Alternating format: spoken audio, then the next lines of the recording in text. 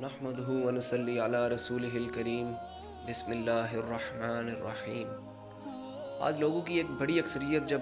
گھر یا گاڑی خریدتی ہے یا کالج کی فیس ادا کرتی ہے تو عموماً وہ بینک سے رقم ادھار لیتی ہے،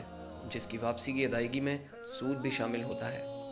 وہ لوگ جو کریڈٹ کارڈ کا استعمال کرتے ہیں وہ بھی ادھار اور سود میں ملوث ہو جاتے ہیں۔ ان لوگوں میں سے بہت بڑی اکثریت ایسے لوگوں کی بھی ہے جو اپنی رقموں کو محفوظ رکھنا چاہتے ہیں، اس لیے وہ بینک جا کر ان پیسوں کو کسی فکس ڈپازٹ میں رکھ دیتے ہیں یا بانڈ وغیرہ میں لگا دیتے ہیں، جس سے سود پر منافع حاصل ہوتا ہے۔ وہ بات جو اکثر لوگ نہیں جانتے اور جان بھی نہیں سکتے اگر قرآن مجید اور نبی آخر الزمان حضرت محمد صلی اللہ علیہ وآلہ وسلم کا ظہور نہ ہوتا، یہ کہ ہر دفعہ جب وہ رقم ادھار پر لیتے ہیں یا پھر وہ منافع حاصل کرتے ہیں جو بینک اپنے فکس ڈپازٹ پر ادا کرتے ہیں، تو وہ ایک ایسا عظیم گناہ کرتے ہیں جو زنا کرنے سے بھی زیادہ خراب ہے۔ اس کے علاوہ یہ دھوکہ ان کے ساتھ ہو رہا ہے، اور یہ بھی کہ وہ لوگ ایک ایسے نظام کا ساتھ دے رہے ہیں جو لوٹ کھسوٹ اور دھوکہ دہی میں ملوث ہے،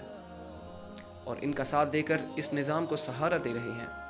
جب وہ رقم ادھار سود پر لیتے ہیں تو وہ ایک ایسا قانونی چوری کے نظام کا ساتھ دیتے ہیں جو ان کا اور دیگر تمام بنی نوع انسان کا خون چوس رہا ہے۔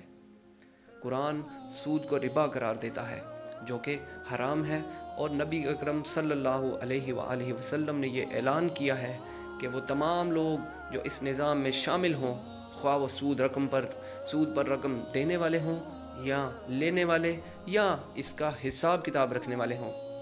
اور یا پھر کسی سودی لین دین میں گواہ ہوں، ایک ایسے گناہ کا ارتکاب کر رہے ہیں جس کے لیے اللہ ان کو شدید عذاب دے گا۔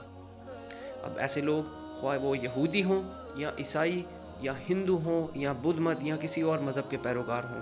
یہ گناہ ہے اور سب کے لیے گناہ ہے، اور وہ سب سخت سزا پائیں گے۔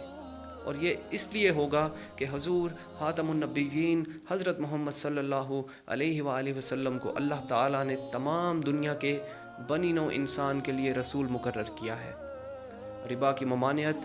اس کا حکم جس قدر امریکیوں کے لیے ہے اتنا ہی چینیوں کے لیے بھی ہے، بلکہ ساری انسانیت کے لیے ہے۔ بنی نوع انسان کے وہ تمام لوگ جو قرآن کو سنتے ہیں مگر خود نہیں پڑھتے، جو پڑھ کر اسے اللہ کا حکم ماننے سے گریز کرتے ہیں، اور وہ لوگ جو اسے حکم الہی ہونے کا اعتراف کرتے ہیں مگر اس کے حکم پر عمل نہیں کرتے، جیسے کہ ربا کا حکم۔ اپنے اس طرز عمل پر یہ لوگ ایک گناہ کا ارتکاب کرتے ہیں اور ان کے ساتھ سختی کے ساتھ نپٹا جائے گا۔ حق تو یہ ہے کہ قرآن نے تو صرف ربا کے ان احکامات کی تصدیق کی ہے جو اس سے قبل اللہ سبحانہ و تعالیٰ نے حضرت موسیٰ علیہ السلام، حضرت داؤد علیہ السلام اور حضرت عیسیٰ علیہ السلام پر نازل فرمائی تھی۔ ربا ظلم ہے، اور حضور صلی اللہ علیہ وآلہ وسلم نے ظلم کو گناہ قرار دیا ہے۔ عرفات کے مقام پر حضور صلی اللہ علیہ وآلہ وسلم نے جب اپنی امت کے لیے گناہوں سے معافی مانگنے کی دعا کی تو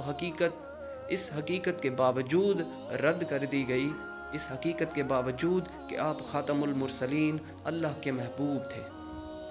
حضرت عبداللہ بن مردس نے روایت کیا ہے کہ اللہ کے رسول عرفات کے روز شام کے وقت اللہ کے آگے درخواست گزار ہوئے کہ اے اللہ میری امت کو معاف کر دیا جائے، تو آپ کو یہ جواب ملا کہ میں ان سب کو معاف کر چکا ہوں سوائے ظلم کے، اس لیے کہ جس پر ظلم ہوگا میں اس کو ظالم کے خلاف پورا بدلہ دوں گا۔ پھر حضور صلی اللہ علیہ وآلہ وسلم نے دعا کی کہ اے اللہ اگر آپ چاہیں تو مظلوم کو جنت میں داخل کر دیں اور ظالم کو معاف کر دیں، یعنی اس امت محمدی کے جو بھی ان میں کوئی ظالم ہوگا تو اور وہ معافی کا طلبگار ہو تو اس کو معاف کر دیں۔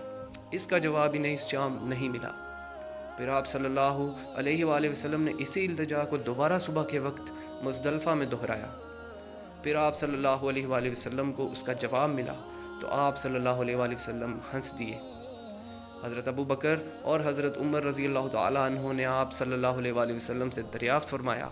اور کہا یا رسول اللہ صلی اللہ علیہ وآلہ وسلم، ہمارے ماں باپ آپ پر قربان ہوں، آپ کیوں ہنستے ہیں؟ کیونکہ ایسے وقت میں آپ خوشی کا اظہار نہیں کرتے دیکھے گئے۔ اللہ آپ کو اسی طرح ہنساتا رہے۔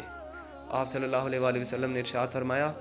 جب اللہ کے دشمن ابلیس نے دیکھا کہ اللہ نے میری دعا قبول کر لی ہے اور میری امت کو معاف کر دیا ہے، تو اپنے سر میں دھول بھر لی اور چیخا، ہائے میری خرابی! اس کا یہ حال دیکھ کر مجھے ہنسی آ گئی۔ یہ سنن ابن ماجہ کی حدیث ہے۔ ناظرین، اگر ربا اتنی خطرناک چیز ہے تو پھر انسان کا یہ فرض بنتا ہے کہ وہ اس کے بارے میں پڑھے، سنے اور معلومات حاصل کرے، مگر اس کے باوجود انسان نے اس سلسلے میں بڑی کوتاہی کی ہے، اور اسی پر مستزاد یہ کہ جن لوگوں پر یہ ذمہ داری عائد تھی وہ لوگوں کو دین سکھائیں، وہ بھی اس امر میں بری طرح ناکام رہے اور اس طرف مکمل توجہ نہیں دی، اور وہ بھی اس باوجود کہ حقیقت کے کہ قرآن نے برملا دعویٰ کیا